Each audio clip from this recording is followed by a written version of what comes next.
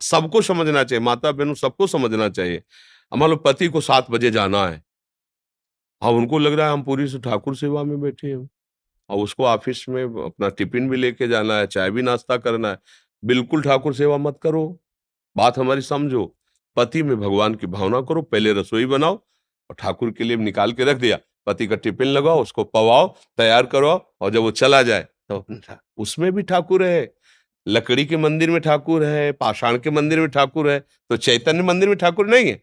अब पति वहां भूखा रहे, वो जले कि यार ये पूजा में बैठी, चाय के लिए भी नहीं पूछा, तो हमें तो लगता है कि अभी सही समझ नहीं है।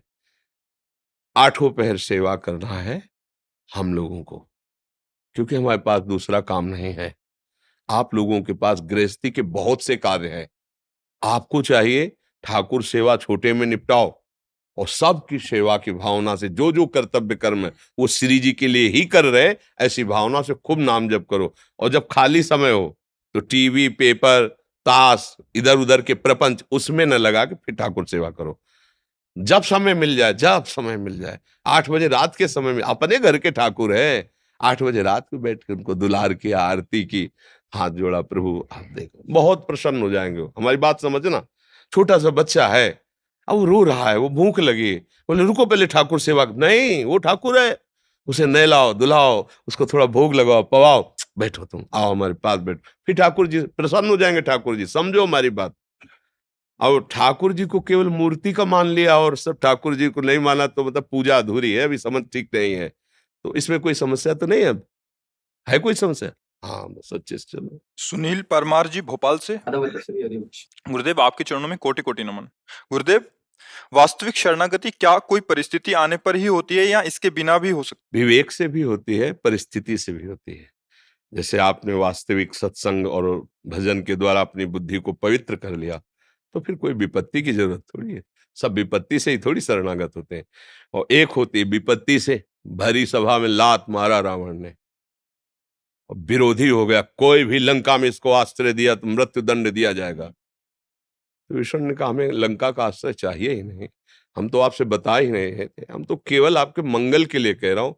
वो क्या, हृदय से मैं भगवान श्री राम से प्रेम करता हूँ। आप कोई मेरी निंदा ना करे कि मैं अपने भाई का विरोध करके जा रहा हूँ, मुझे लात मारा जा रहा है, भगाया जा रहा है, तो अब मैं भगवान की शरण में जा रहा हूँ।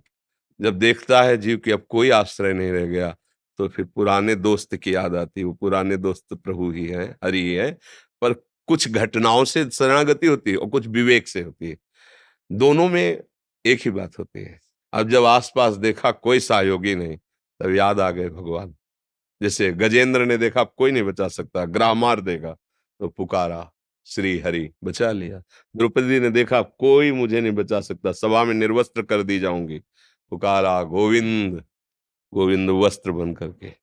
एक आंतरिक शरणागति होती है, जो भारी विपत्ति में जब समझ में आता कोई मेरा नहीं, तो हृदय से आर्त भाव से हे हरि मैं आपका हूं। और एक विवेक से होती है, विवेक से अहमता ममता का नाश करके उसने देखा कोई मेरा नहीं, एकमात्र परमात्मा ही है, अंदर से शरण हो। दोनों को गति एक ही होगी, पर दो इसकी प्रक्रियाएं, एक विवेक के द्वारा शरणागति होना, और एक जो है विपत्ति के द्वारा। ऐसी समस्याओं में फंस गया, आपकी कोई रास्ता नहीं, एक ही रास्ता है श्री भगवान, और वो भगा भगवान की तरफ, मंगल हो गया। कैसे भी भगे।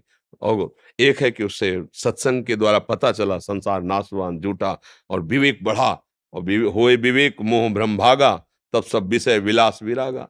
मोह गए बिनु राम पद होई न दृढ़ अनुराग। मोह का नाश हुआ, भगवान की शरणागति हो गई। विपत्ति में सब आश्रय छूटा, अब कोई सहयोगी नहीं, मुझ दीन अनाथ का अब कोई सहयोग करे, हे हरि हे करुणा, हो गई शरणागति। समझ पा रहे आप?